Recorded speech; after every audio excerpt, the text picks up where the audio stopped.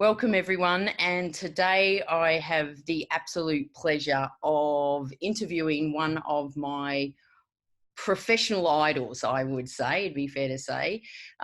Stephen Denning is, I always refer to as the godfather of storytelling in organisations.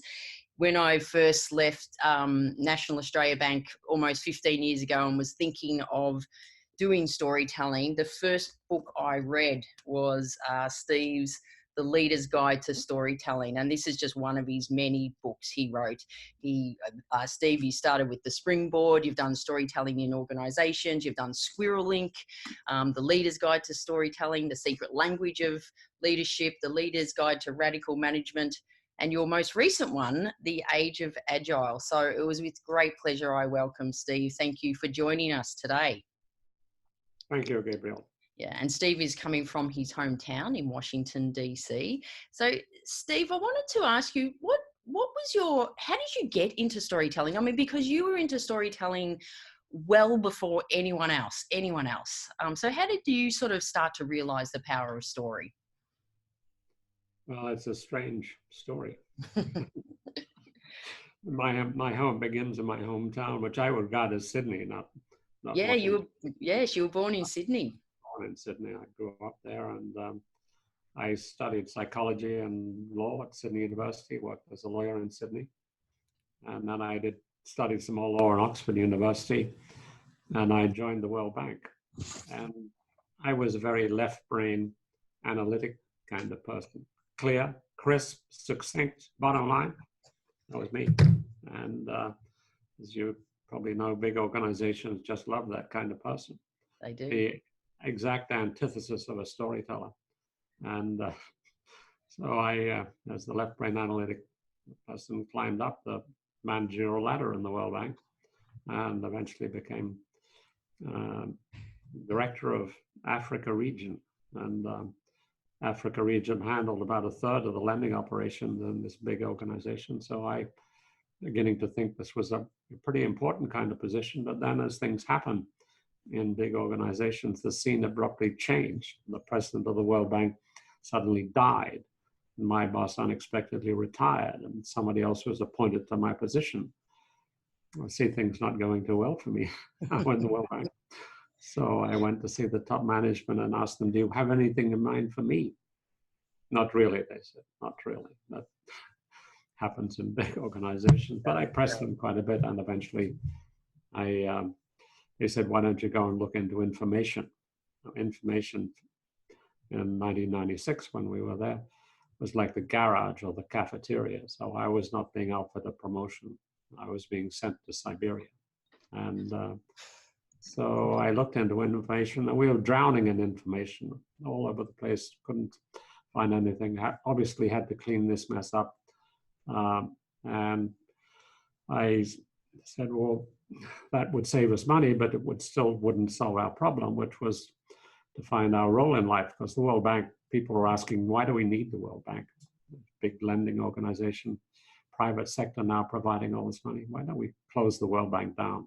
50 years is enough. Let's put this poor old organization out of its misery. So I had to find a different role in life. So I had another thought, why don't we change our strategy? Why don't we share our knowledge? As it happened, the World Bank had tremendous expertise in all sorts of different areas, but very difficult to get access to it.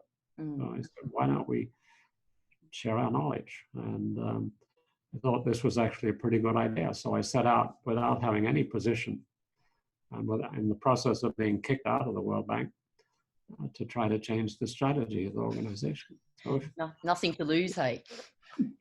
You asked, what are my chances of succeeding in the world's most change-resistant organization? The answer is zero. I have zero chance of pulling this off. And I did pull it off. And in fact, we changed the strategy, and the World Bank became a world leader in knowledge sharing. I've never been a world leader in any management field before. So people, when I left the World Bank, wanted to know, what did I do? You must have been doing something really strange. Oh, sorry, excuse me. Go on, keep going. You must have been doing something really strange in order to change the strategy from a position where you had no position. You should have failed. So how did you succeed? And I had to confess that I'd been using the power of storytelling to persuade people to embrace ideas that they didn't want to hear about. And so people realized, well, this is actually a pretty useful kind of thing. So I spent the next 10 years wandering around the Fortune 500, the biggest firms in the world, showing them how to use the power of storytelling. So that's how I got into it. When did you have the realization yourself, you know, when you said that you were very left brain data analytical, and when you shared a story maybe for the first time and it worked, was it a surprise to you that the story worked more than the facts and figures? Absolutely. I was giving people reasons and they didn't listen. I gave them slides they didn't watch. I gave them analysis. They paid no attention. Basically, nothing worked. I said, why don't we share our knowledge? They said that, Steve, this is the World Bank. The bank, lend money. It pays your salary. Keep your eye on the ball. We're a lending organization. Is that clear? So that didn't work. And so I was a desperate man. And a desperate man will do desperate things. So actually, I was having lunch with someone and he told me about something. And so I wove that into my presentations and suddenly people started to listen. So it was a very, very simple story. I'd be talking about the future of the World Bank and what's it going to be like? Well, I said, it's going to be like today. Let me tell you about something that happened just a few months ago. In June 1995, this is in early 1996, in June 1995, a health worker in a little village in Zambia in Africa logged onto the website for the Center for Disease Control in Atlanta, Georgia, and got the answer to a question on how to treat malaria. Now that was June 1995, not June 2019, wasn't the capital of Zambia. It was a little village 600 kilometers away. And this is not a rich country. This is Zambia, one of the poorest countries in the world. But you know the most important part of this picture for us in the World Bank? The World Bank is not in this picture. The World Bank does not have its knowledge organized to share with all the millions of people who make decisions about poverty. But just imagine if it was. Just imagine if we got organized. Think what an organization we could become. And yeah, that started to resonate first with staff and managers and then senior managers. And then the president of the World Bank heard about it. He said, right, let's do it. He went to the annual meeting of the World Bank a few days later and announced the astonished finance ministers of the world, we are going to share our knowledge with the world. We are going to become the knowledge bank. The people who'd sent me to Siberia just a few months before this announcement were absolutely horrified because this was the worst case scenario because they thought they'd gotten rid of this guy. But now the man from Siberia was back. Yeah. And not only back, but had somehow managed to co-opt the whole group of staff and managed, and now even the president of the World Bank, to pursue this lunatic idea of becoming a knowledge-sharing organization. So the next 4 years were a whole set of battles and struggles as to whether we were going to implement what the president had already announced we were going to implement and what it would look like. And I found that when I didn't tell a story like that Zambia story, we were having arguments and fights and battles. But when I did tell it, suddenly we were moving forward into the future. So not being totally unobservant, I kept telling stories, but I wasn't really paying much attention to it. You just knew it worked. I was just sort of doing it and kept things that worked, I did more of, and the things that didn't work, I did less of. But then it was about 18 months later, I was at a conference organized by Deloitte, I think it was, and people were pressing me, well, what were you doing? You must have been doing something different. And so I put up a slide. Maybe it's got something to do with storytelling. That was all. Maybe it's got something to do with storytelling. And I didn't think much about it. And after the session, though, somebody came up to me from Harvard Business School books and said, we want you to write a book. And I said, about what? They said, about storytelling. We think this is going to be a big idea and we'd like you to write a book about it. And I told And them, so well, look, what year was that? this is 1998. Okay. So And so I said, well, look, you know, the only thing I know about storytelling is what's in that slide. yeah. Maybe it's got something to do with storytelling. No, they said, well, you're a bright young person. You'll figure it out and we'll have a lovely book. Mm. I think there's some beautiful synergy in the fact that you, I think story is the most powerful way to share knowledge, and you use story to convince the World Bank to become a knowledge sharing organization. Of course. Mm. And so, so I wrote the book and eventually it got published, and then people started to think about it. So I set out to have storytelling accepted as a basic leadership tool. And so it's now incorporated in university courses, and that book, The Leader's Guide to Storytelling, has become a university text in many colleges. So in fact, after 10 years, I thought basically that battle has been won. I can find some new challenge. And, Well, there's people like me who are still taking on the battle for you, but you certainly started it. And I can absolutely tell you this with all honesty. And I have told you this. So we've met a couple of times when you've been in Melbourne. The fact that you had written a book and that you were a senior exec from a World Bank, that gave to me, that sort of said that this has got to be, you know, some legitimacy in this. It's got to be it's got to be serious. It's got to be credible. If a senior exec at the World Bank has written a book on it, and then you showed and proved that it absolutely does work. So thank you. I thank you for giving me the push in my career, and I'm sure all my clients that have been touched by my work are thanking you as well, because if I had not have read your book, I probably would not be here where I am today. So thank you for that.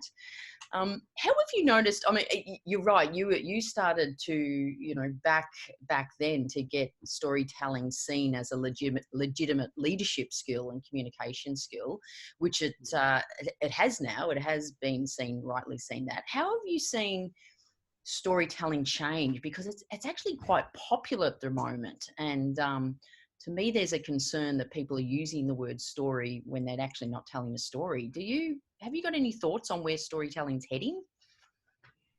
Well, I must say I don't have a magisterial overview of everything that's going on. You don't? The human race spends most of their lives telling stories. So yeah. I mean, it's a huge subject, and but the expertise in the area, I think, is still quite sparse, and that people, oh yeah, story, let's tell stories. But the purposeful storytelling involves some expertise, which is actually not widely understood or shared, and as you say, many people don't even recognize what's the difference between a story and a piece of abstract information. Yeah. I was encountering that even just this last week with some people that I gave a kind of impromptu seminar on storytelling when they were asking, well, how do we ever persuade top management to change their minds about something, and people were despairing that there was any way to do it. So I was showing them, well, there is a way, and it doesn't always work, but the other stuff doesn't work at all. In fact, the other stuff is counterproductive. giving people reasons to do something, if the person already has a contrary view to what you are trying to convince them of, it's not that your reasons will be ineffective. Every word you're saying is counterproductive. Every word you're saying is driving your audience deeper into opposition to whatever you're trying to say, because there's this phenomenon known as the confirmation bias, by which studies have been done, every country, every culture, whereas you have a point of view, you get a conflicting information about it, your immediate tendency is not to change your point of view, but to question the incoming information and the person who's giving you incoming information. So to change organizations by giving people who don't agree with you reasons to change is a disastrous course of action. Yeah. So you have to perform this judo trick of persuading people to change even before you give them the reasons for change. Yeah. I often have people sort of go, well, storytelling, does it always work? I go, no, look, it doesn't always work. But unless if we're just using logic to try to influence people, that's not working either. And I like your thing. It's probably counterproductive to what you're actually trying to achieve. Right. Absolutely. So this is, and the more skilled you are at it, the more you understand it, the more effective you can become, and you can then spend a lifetime becoming more and more effective at it. And so understanding the listener is a key part of the picture. That if you unable to get inside the listener's world and understand what they are thinking and why they have the point of view that they have, and it's going to be very difficult for you to craft a story that will resonate with them. And you also have to be crystal clear on what exactly is it you're trying to communicate. Often the storytelling fails because the speaker doesn't have a clear idea of what they're trying to communicate. So as a result, your fuzzy thought gets transformed as a fuzzy thought, and it doesn't lead to action. And you also need to be thinking, are you the right person to be telling the story? So what do you mean by that? Tell me a little bit more about that. What are you, the question, are you the right person to be sharing that story? Well, if you are distrusted, if you are despised, if you are regarded as a troublemaker, as often people are trying to change things are, then people instinctively will not be listening to you simply because it's you who's telling the story. And in fact, in the World Bank, how the transition actually happened, how we made the sale to the president of the World Bank, illustrates that, because I'd been talking to the directors and vice presidents, and I'd built up a whole web of people at fairly senior positions who thought this was a really good idea. But there was also a set of Centurion guards surrounding the president and protecting him from ever hearing any good ideas. So if I'd been the person to actually try to tell the story to the president, it probably wouldn't have worked, because I was regarded as a troublemaker. Yeah. But I was conniving with his vice president, and I was actually talking with one of the vice presidents. We were coming up to the annual meeting of the World Bank, perfect occasion to sort of announce this idea. And so we were thinking, well, what if we actually sneaked into the president's office and we'd sell this idea to him? And he was looking around for big ideas, and this was the big idea. And we kind of thought he would fall in love with it. But getting access was a problem, because coming up to the annual meeting, these Centurion guards were on high alert, because there were all sorts of people trying to get crazy ideas to the president, and they were terribly worried that, in fact, he would hear about one of them and fall in love with it.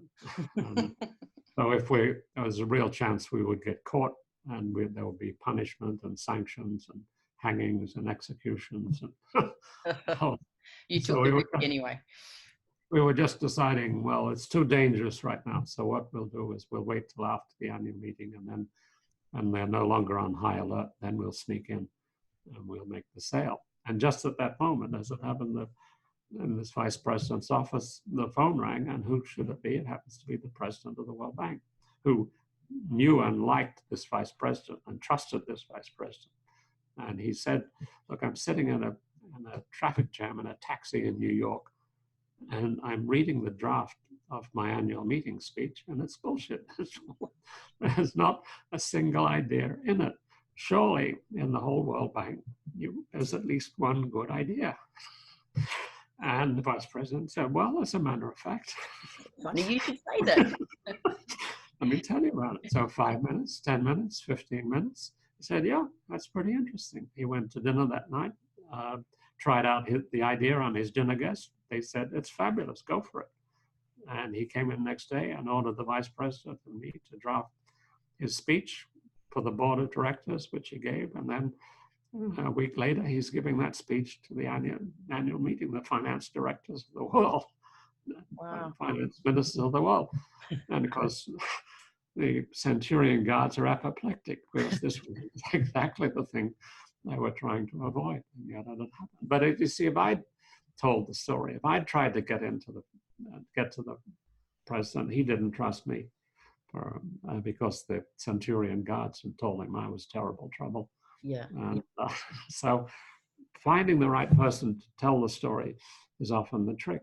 I mean, we had the story, we had the idea, and we had the listener was the perfect listener, but the problem was I was the wrong person to be telling the story. So you have to think of this not as something that you have to do, but thinking who is the best person, best placed person to make the sale and tell the story. Yeah, I see that in a lot of organisations. So first of all, wrapping up the skilling piece, that you're reinforcing what I do, that this is an absolute skill you got to learn. But sometimes people come and they just want to train the CEO or the senior leadership team in telling the story, and I go, no, you've got to train the sort of the leaders underneath, the leaders that are touching. So the employee has greater trust perhaps with their leader, so the story should be coming from them, not 2 or 3 levels up. So I think that story reinforces that.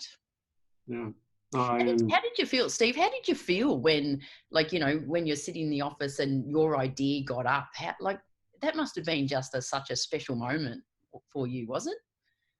Well, it was hard to believe. It was like a fairy tale. Yeah. I mean, here you'd been banging your head against the wall for 20 years and not making any progress at all.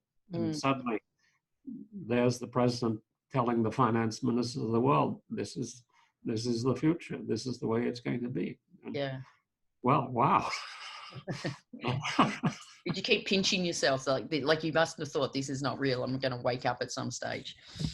Or someone would rise up and say, that's a crazy idea. How did you, why do you? Don't listen to him. No, the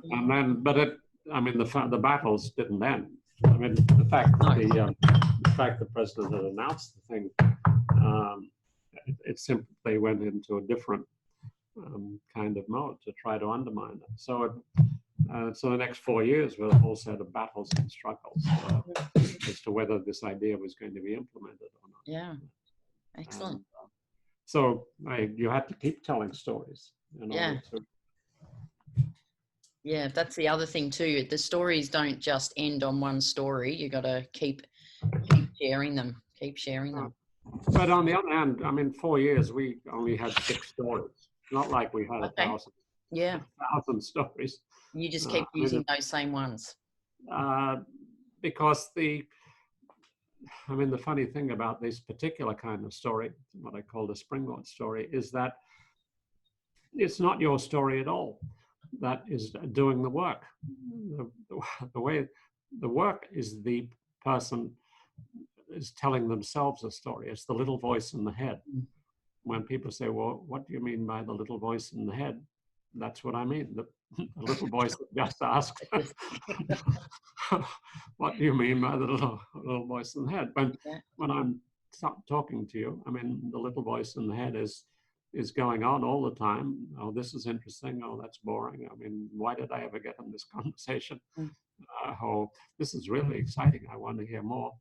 All of that stuff is going on inside the listener's head. And the listener might be saying, well, I should never have come, and I really should get out and answer all my emails or something. Yeah. But so what you're trying to do is first get the attention of the little voice in the head. and to get the little voice in the head to tell a new story. And it's this new story which is actually driving the action. So I'm telling you about what happened in Zambia, but you don't work in Zambia. You might work in any other field, but if things are going right, you're starting to say to yourself, well, yeah, I've got knowledge. I could be sharing my knowledge with the world. Of course, I'd have to get organized. I'd have to have a website. I'd have to get others involved. I'd have to get some resources. Why don't I do it? I could go out and start sharing my knowledge with the world. I've suddenly had a great idea. And now it's not my idea anymore. It's the listener's idea. It's their idea, and they invented it. They created it, and they believe in it. And they go out. So you talk to 50 people, and 50 people have created the little voice in the head of each person has created an action plan carefully and specifically crafted for their individual circumstances. Now, if you ask, how long would it take for me to craft 50 action plans for all these 50 individuals whose situation and backgrounds I don't know? It would take me months, years. Yeah. But here in minutes, even when I'm talking, they are crafting action plans even as I speak. And the thing is about why the stories didn't wear out is that it's not the story itself. The story sparks a new story. And so the story just gets people to think, well, I could be doing this, I could be doing, and they invent something which is new and fresh. So they might hear the story 10 times, but each time they hear it, they're imagining a new story in their own circumstances. And that's what they're listening to, not me. Yeah, I love that. I often say that when you share a story, you're actually suspending judgment because people are listening to it. And I think it's sort of what you're saying. It actually just shuts up the little voice in the head for a while to listen to the story, and they connect with it. One of the great bits of advice around really good storytelling I got from you and reading your books, and it was that those type of endings that you just said with Zambia, imagine if, and it gets people sparking their own imagine. Yeah. And that's how they really connect to it. I'm directly appealing to the little voice in the head. You are. I'm saying, come on, little voice in the head. Come to me. You can do it. What if? Just imagine, just think. Just think. You got that stupid person who you live inside. This is your chance to invent the future. Yeah. And off to the races. But you also have to get their intention. That's the other key thing in this, is that you have to realize that most people aren't listening. They are thinking about their date last night or what they're going to have for lunch, anything but what you're saying. They're just vaguely aware someone is babbling on at the front of the room about something or other, some stupid idea, and they're not really paying attention. So you have to not only get their attention, you have to get their rapt attention so that they are hanging on every word. And so the key is you have one of these devices to get attention, which are kind of the opposite of the story that sparks action. The story that sparks action has a happy ending. It has a positive tone. Hollywood's right, has to have a happy ending, but because you only can inspire people with a positive story. But if you want to get their attention, negative stories are generally much better because people are continually surveying the world to watch out for things that might harm them. And so stories that are about problems they are currently concerned with, issues that they are worried about, those are the things that get their attention. Yeah. So you might say you're worried about sales are going down. Well, actually, sales are worse than you think they are. Let me tell you how bad the sales really are, and how they're going to get even worse. Let me tell you how bad they're going to really become. And now, okay, they're listening because I'm talking about their problem. I'm talking about in stark negative terms, and it's very worrying. And so now they're ready to listen. And now I can start. Yeah, I often say that, use negative stories if you almost need to raise awareness to a problem, or if and you said they think it's a problem, but no, it's a bigger problem, and then quickly move to the positive stories to, inspire some action. Right. Yeah. Hey, what your latest book, The Age of Agile, that was published last year. How's that going? And we are in an age of agile. So what's that about? Well, about changing the world. Changing the world one story at a time. Well, we're moving wholesale now, and so this is a huge global movement about getting work done in a different way, getting Yeah. work in a way that's more fun for the people doing the work, that's more value for the people for whom the work is done, the customers, that makes more money for the company and is better for society. So it's a beautiful thing that's happening, actually, that for once, sort of human values are linked up with financial values. And so firms that are actually pursuing this are making gobs of money Yeah. and having highly satisfied staff. And in fact, very difficult to attract top talent unless you're operating in this way. And, so it's fun to work in, and so it's become a huge global movement. But it's very threatening to managers who are used to working in a top-down hierarchy and used to giving commands and instructions and telling people what to do and punishing people and firing people and doing all this sort of stuff of bureaucracies. Those people feel very threatened, and so it's a huge shift, and so it's happening on a large scale. It is, yeah. It's probably one of the biggest changes I've seen in organisations for probably the last 20 or so years, as in the way they operate. But it's still, some of the large organisations are still, like, they do pockets of agile. It's just like little pockets and not. Right. No, that's because it is a big change. But Yeah. I mean, the beauty of it is that the marketplace is requiring it, and there's been this shift in power from the buyer to the seller. So the customer is basically the boss, and unless you're in this mode, you cannot keep up with what the needs are. And so we were just in a visit to Toyota last week, and so Toyota has been generally regarded as, I mean, one of the best managed firms in the whole wide world. But they have discovered it's not enough. The management system, the lean Toyota production system, that without agile, they simply can't keep up with the marketplace. And so they're deep into a huge agile transformation. So this is an exciting wave that's happening all around the world. And the problem now is there's a whole lot of politely called agile in name only, or what I call fake agile. Yeah. That's like, that's funny. It's like there's stuff like that's called, it's story in name only, where it's like they call it a story, but it's not a story. Maybe it's a fake story. Oh no, fake story's already got another connotation, hasn't it? Fake news, fake stories. What's the next book, Steve, do you think? Well, what's next for you?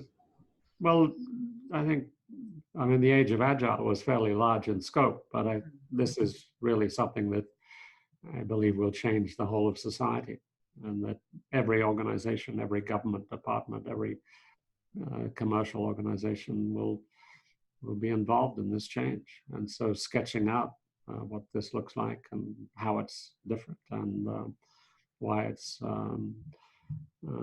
potentially a good thing, and how it's going wrong in many organizations, and how it's being commercialized in a bad way. But, so there's good news and there's bad news. It's mainly good news, but there's certainly a lot of things to worry about. Well, you certainly, you're changing the landscape with storytelling 20, 30 years ago, and now with agile. And what do you do when you're not writing and changing the world for the better? What do you do in your spare time? What is spare time? No, for me, this is fun. This is play, and obviously I listen to music, and we're making a movie about agile, a documentary movie, and so that's been fun to learn how to make a documentary movie, and it hopefully will come out next year, and the idea is to have something that can reach a much wider group of people than managers, and because most people have never heard of agile. And we want to make it a household word so everyone knows that this is the way you try to get things done.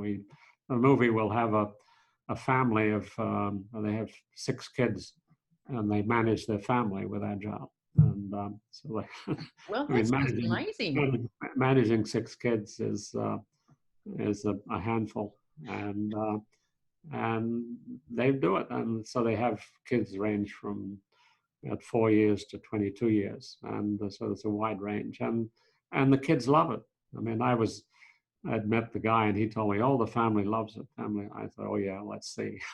Wait till we meet." So this is Dad's thing. Okay, we go along with Dad's thing. But no, when they came to Washington, actually, they live in St. Louis, and they managed their visit using a Kanban board. And from the 22-year-old to the 4-year-old, they were that's how they planned their visit. They set their priorities on things they wanted to do and who was responsible for what, it really brought the family together. So often siblings are squabbling with each other and not very cooperative, but they're in a mode where they sort of, if someone's behind in their homework, someone else will pitch in, because then in the stand-up they hear that someone else is having a problem. So it's really so from a huge organization like Toyota with 450,000 people down to a family of 2 parents and 6 kids. Wow, that sounds really intriguing. I often, so again, the link to storytelling, I often say, we share stories at home with our family, with our kids, because we know it's a powerful way to influence.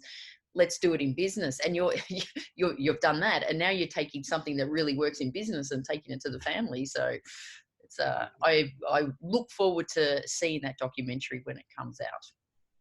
Well, thank you. Steve, thank you so much for being part of this. Like I said, you are one of my absolute professional idols, and I can humbly, hand on heart, say I would not be here doing this if it wasn't for your early work in the field. I sort of, there's even a hardcover. Can you feel this one of the book?